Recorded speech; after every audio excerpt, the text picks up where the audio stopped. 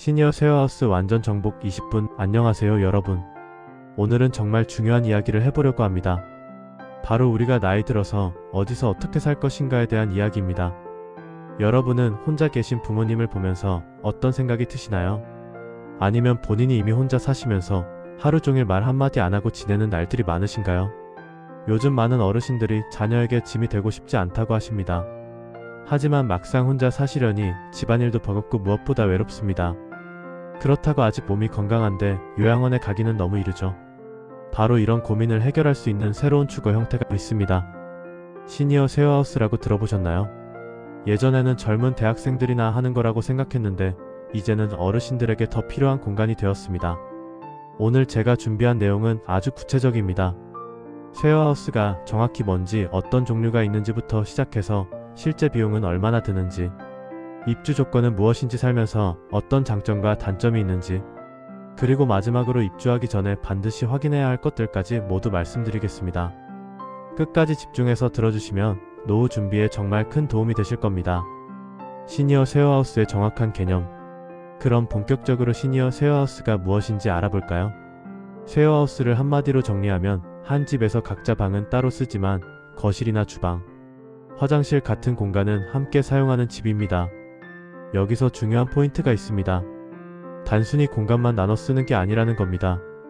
혈연관계는 아니지만 서로 돌보고 의지하는 새로운 가족을 만드는 거예요. 요즘 말로 사회적 가족이라고 하죠. 제가 직접 취재를 해보니 실제로 많은 분들이 이렇게 말씀하시더라고요. 혼자 살 때는 밥 먹기도 귀찮고 하루 종일 텔레비전만 보다가 자는데 여기 와서는 아침에 일어나면 누가 인사해주고, 식사 시간이 되면 같이 밥 먹으면서 이야기 나누니까 사는 게 사는 것 같다고요. 나이가 들면서 가장 무서운 게 뭔지 아세요? 외로움입니다. 실제로 연구 결과를 보면 사회적 고립이 흡연이나 비만보다 건강에 더 해롭다고 합니다. 그래서 쉐어하우스는 단순한 주거 공간이 아니라 건강하게 늙어가는 방법인 거죠. 자, 그럼 쉐어하우스에도 여러 종류가 있다는 거 아시나요? 크게 세 가지로 나눌 수 있는데 하나씩 자세히 설명해 드리겠습니다. 쉐어하우스의 세 가지 유형. 첫 번째는 민간 운영 주택형입니다. 이게 가장 흔한 형태인데요. 일반 아파트나 큰 빌라를 개조해서 보통 너댓 명에서 많게는 10명 정도의 어르신들이 함께 사십니다. 여기서 좋은 점은 민간 업체가 관리를 해주기 때문에 식사 서비스나 청소 서비스를 받을 수 있다는 겁니다. 물론 추가 비용이 들긴 하지만 매일 장보고 요리하고 청소하는 게 힘드신 분들에게는 정말 좋죠. 또 위치도 주택가 한복판에 있어서 슈퍼나 약국, 병원 접근성이 좋습니다. 두 번째는 공공 실버주택입니다. 이건 국가나 지방자치단체에서 운영하는 거예요. 주로 저소득층 어르신들을 위해 만들어진 곳이라서 비용이 훨씬 저렴합니다. 형태는 아파트 단지처럼 생겼는데 한 동에 여러 가구가 들어가서 사는 구조예요.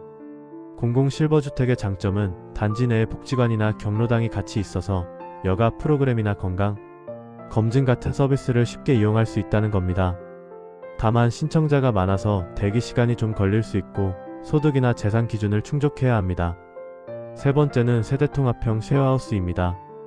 이건 좀 특별한 형태인데요. 집에 빈방이 있는 어르신과 주거비 부담이 큰 대학생이나 청년을 연결해주는 프로그램입니다. 예를 들어 설명할게요. 자녀들이 독립하고 나서 빈방이 두세 개 있는 어르신 댁에 대학생이 들어와서 삽니다. 학생은 저렴한 월세로 방을 쓰고 그 대신 어르신과 대화도 나누고 간단한 심부름도 도와드리는 거죠. 어르신은 척척함을 달래고 학생은 경제적으로 도움받고 서로에게 윈윈입니다. 제가 실제로 이런 곳에 사시는 할머니를 만나봤는데요.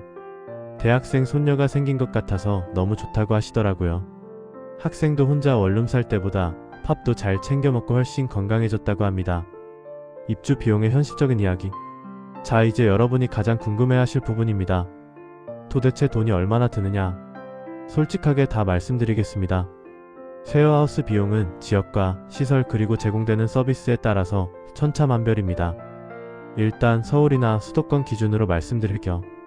민간 쉐어하우스의 경우 보증금이 보통 500만원에서 2천만원 사이입니다. 물론 더 비싼 곳도 있고 더 저렴한 곳도 있어요.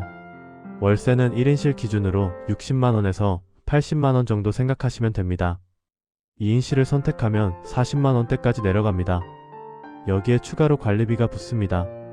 관리비는 보통 10만원에서 15만원 정도인데 전기수도 난방 인터넷 이런 게 다 포함된 금액이에요. 식사는 두 가지 방식이 있습니다. 본인이 직접 장 봐서 요리해 드시는 곳도 있고 공동 식사를 운영하는 곳도 있어요. 공동 식사를 하는 곳은 식재료비를 같이 내는데 한 달에 한 사람당 20만원 정도 생각하시면 됩니다. 그럼 다 합치면 얼마나 될까요? 1인실 기준으로 보증금 1000만원에 월 90만원에서 100만원 정도 나온다고 보시면 됩니다. 식사를 포함하면 110만원에서 120만원 정도요. 이게 비싸다고 느끼실 수도 있는데 비교를 한번 해볼게요. 실버타운에 입주하려면 보증금만 최소 1억원에서 3억원이 필요합니다. 월 관리비도 200만원이 훌쩍 넘어가죠. 요양원은 더 비쌉니다. 그에 비하면 쉐어하우스는 훨씬 경제적입니다. 공공 실버주택은 더 저렴합니다. 보증금이 100만원에서 500만원이고 월세는 20만원에서 40만원 수준입니다. 하지만 아까 말씀드린 것처럼 소득과 재산 기준이 있고 경쟁률이 높습니다.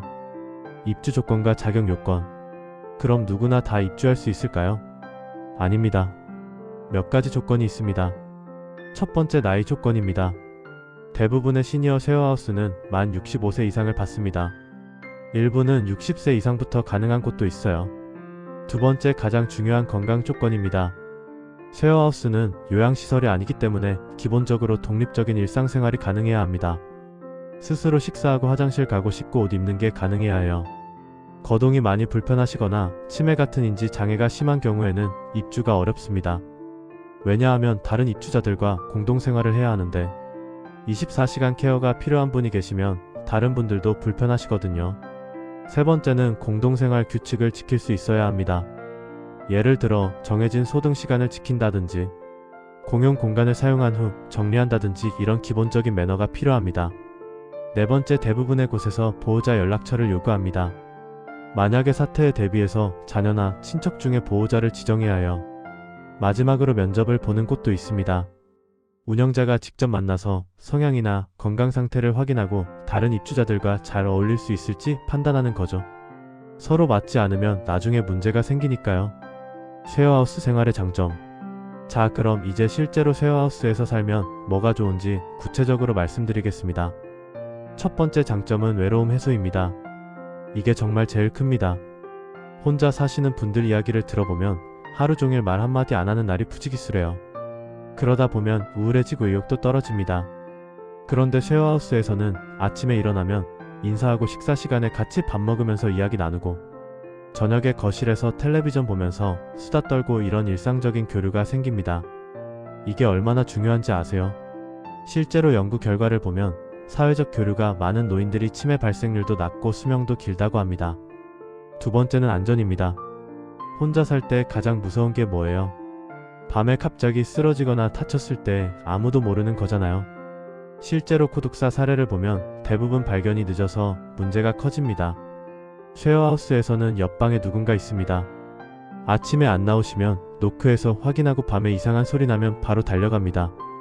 실제로 어떤 분은 새벽에 가슴이 아파서 쓰러졌는데 룸메이트가 바로 119 불러서 생명을 구한 사례도 있어요. 세 번째는 경제적 이점입니다. 아까 비용 이야기했지만 혼자 집 하나 구해서 사는 것보다 훨씬 저렴합니다. 특히 공과금을 나눠내니까 부담이 덜하죠. 식비도 공동 구매하면 더 싸게 먹을 수 있고요. 네 번째는 편의성입니다.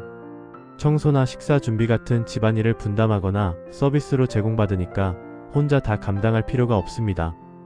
나이 들면 집안일이 정말 힘들거든요. 다섯 번째는 새로운 취미와 활동입니다. 혼자서는 엄두도 안 나던 일들을 같이 사는 분들과 함께 하게 됩니다. 같이 산책 나가고 요가 배우러 가고 문화센터 프로그램 신청하고 이런 활동들이 자연스럽게 생깁니다. 마지막으로 자녀에게 짐이 안 된다는 심리적 안정감입니다. 혼자 사시면 자녀들이 항상 걱정하잖아요. 그런데 쉐어하우스에 계시면 누군가와 함께 있다는 사실만으로도 자녀들이 안심합니다. 쉐어하우스 생활의 단점과 어려움. 하지만 좋은 점만 있는 건 아닙니다. 단점도 솔직하게 말씀드려야죠. 첫 번째는 생활 습관 차이입니다. 평생 다르게 살아온 사람들이 한 공간에 모이면 당연히 마찰이 생깁니다. 어떤 분은 아침형 인간이고 어떤 분은 올빼미족이에요. 어떤 분은 깔끔한데 어떤 분은 좀 대충 사시죠. 실제 사례를 들어볼까요? 한 쉐어하우스에서 한 분이 새벽 5시에 일어나서 큰 소리로 라디오를 틀어놓는 바람에 다른 분들이 잠을 못 자서 갈등이 생긴 적이 있었습니다. 또 어떤 곳에서는 주방 청소 문제로 매일 티격태격했대요. 두 번째는 프라이버시 문제입니다. 개인 방은 있지만 거실이나 주방은 공용이잖아요. 그래서 항상 옷차림이나 행동에 신경 써야 합니다. 막 편하게 입고 나갈 수가 없어요. 또 친구들을 마음대로 초대하기도 어렵고요. 세 번째는 갈등 발생 시 해결이 쉽지 않다는 겁니다. 가족이면 싸워도 풀 수 있는데 남남인 상태에서 갈등이 생기면 관계가 금방 틀어집니다. 그러면 매일 얼굴 보고 사는 게 정말 힘들어요. 네 번째는 건강 상태 변화입니다. 입주할 때는 건강했는데 갑자기 몸이 안 좋아지면 어떡할까요?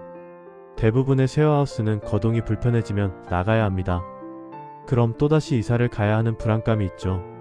다섯 번째는 운영 주체의 신뢰성 문제입니다. 민간 쉐어하우스는 회사가 망하거나 운영자가 바뀌면 갑자기 규칙이 달라지거나 보증금을 못 돌려받는 일도 생길 수 있습니다. 마지막으로 이건 단점은 아닌데 본인 성향과 맞지 않으면 정말 힘듭니다. 타인과 어울리는 걸 좋아하는 분들에게는 천국이지만 혼자 있는 게 편한 분들에게는 지옥이 될 수 있어요. 입주 전 필수 체크리스트. 자, 그럼 마지막으로 쉐어하우스를 선택할 때 반드시 확인해야 할 것들을 정리해 드리겠습니다. 꼭 메모하세요. 첫 번째, 입지 조건입니다. 병원과 약국이 가까운지 확인하세요.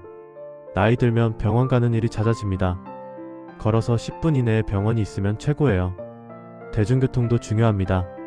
버스 정류장이나 지하철역이 가까워야 자녀들이 방문하기 편하고 본인도 외출하기 좋습니다. 두 번째, 집 내부 시설입니다. 직접 가서 꼼꼼히 보세요. 바닥에 턱이 있는지 없는지 확인하세요. 턱이 있으면 걸려 넘어질 위험이 큽니다. 화장실에 안전 손잡이가 설치되어 있는지, 바닥이 미끄럽지 않은지 체크하세요. 방 크기도 중요합니다. 너무 좁으면 답답하고 침대랑 옷장 놓으면 끝이에요. 최소한 움직일 공간은 있어야 합니다.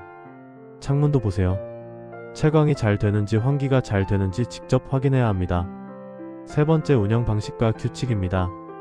식사는 어떻게 하는지, 청소는 누가 하는지, 소등 시간은 몇 시인지 이런 기본 규칙을 명확히 알아야 합니다.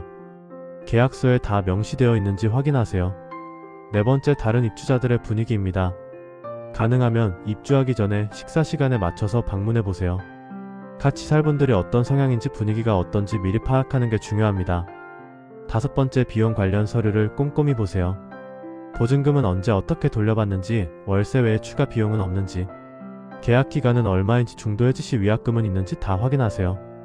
여섯 번째, 운영 주체의 신뢰성입니다. 사업자 등록증이 있는지 확인하고 가능하면 온라인 후기를 검색해 보세요. 민원이 많거나 문제가 있는 곳은 피하는 게 좋습니다. 일곱 번째, 체험 프로그램을 활용하세요. 요즘 많은 쉐어하우스가 1박 2일이나 일주일 정도 체험 입주 프로그램을 운영합니다. 돈 주고라도 꼭 체험해보세요. 실제로 살아봐야 아는 게 많습니다. 여덟 번째, 비상 연락 체계입니다.